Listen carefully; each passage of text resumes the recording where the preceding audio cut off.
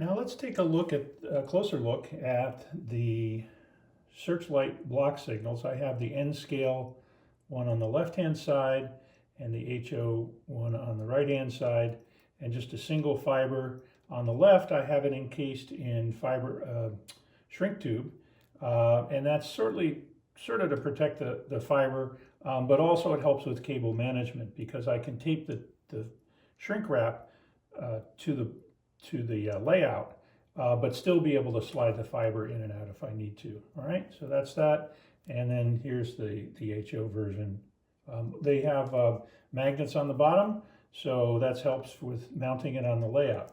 All right, we're going to use our power module and the dedicated Searchlight signal controller. It has two outputs, and we're going to just plug in the power here, and you will see it light up, and the default position is green. So in this case, as I mentioned in the newsletter, the colors are inside the signal controller. All the other signal controllers, the light coming out is white, and the lens on the end of the fiber gives it the color, whether that's red, yellow, green, or warm white.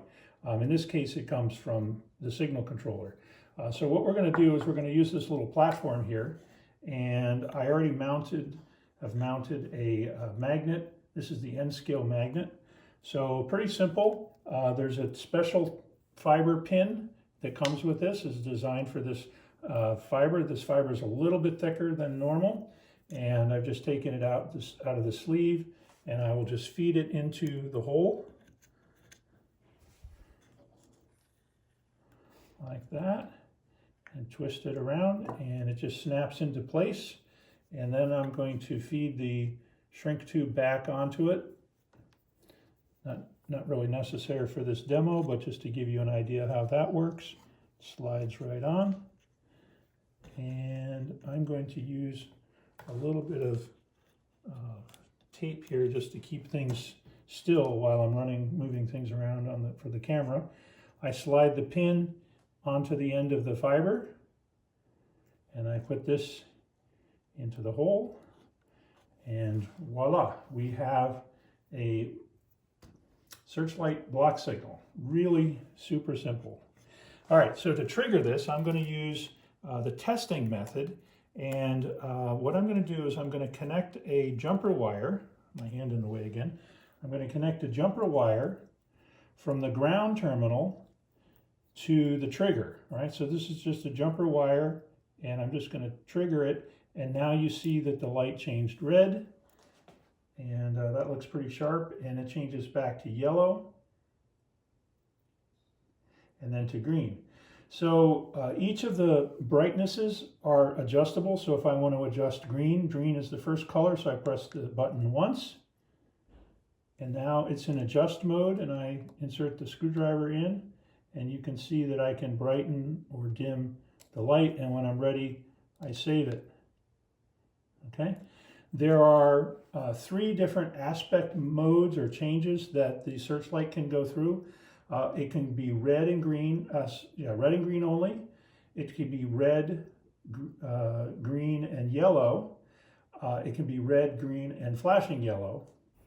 And then it could also be put into fade mode or immediate mode. So right now, it's in immediate mode. In fact, let me just change the timing back to quickly, and let's just pop that again so you can see it go back through its paces.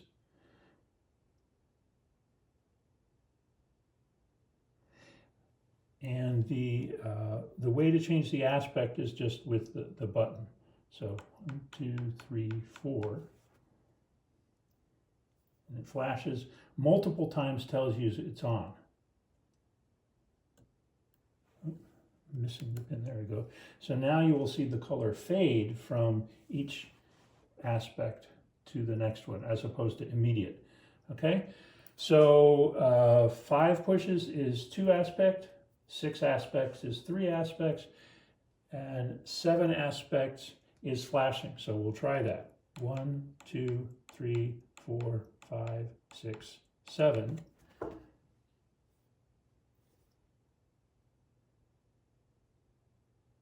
Okay, confirming the 7 flashes, and I'm going to trigger it. And so it's going to be red, yellow, then flashing yellow, and then to green. It goes pretty quickly. Let me slow it down just a hair so you can see that again. Okay, just trigger it here.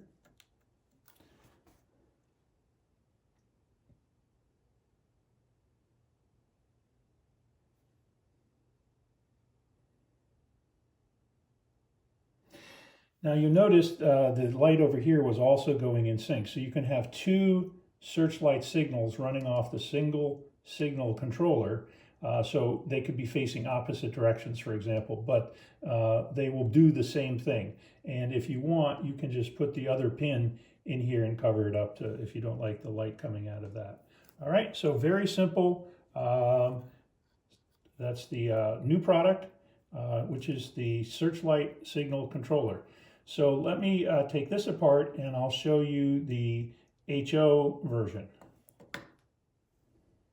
Here we go with the HO Searchlight signal, and it will go into a hole just through the layout. Notice it's a single fiber, and in this case, when you order from our store, you're going to get a signal controller and a matching signal. You can't buy them separately because they go together. And in that case, when you order the HO one, the manifold here is a little bit different. The holes are smaller, in fact, than the N scale, but that's so you don't even need a pin. You just push the fiber right into the signal controller and you're done. So no pins on that one, just because it's big enough and firm enough inside there. And so let's see if we can get this guy to stay still. And we're going to trigger this just like before. I'm going to help if I touch the right thing. There we go. Oh, the pin bent. There we go. So we're going through the stages. There's red, yellow, flashing yellow, and then green. And as I said, you can buy a shrink tube to cover this up if you don't like the light underneath. It looks kind of cool. All of the signal controllers have a magnetic bracket that you can purchase or not. Really depends. You can double stick tape it or you can use the magnetic bracket. And there we go. So I'm going to tilt this up a little bit and tilt the camera slightly so you can really see the whole effect of the light there. And let me trigger it again.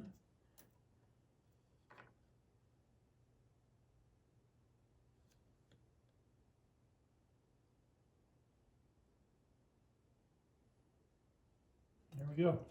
So pretty cool, very simple, easy to install, and it just looks great.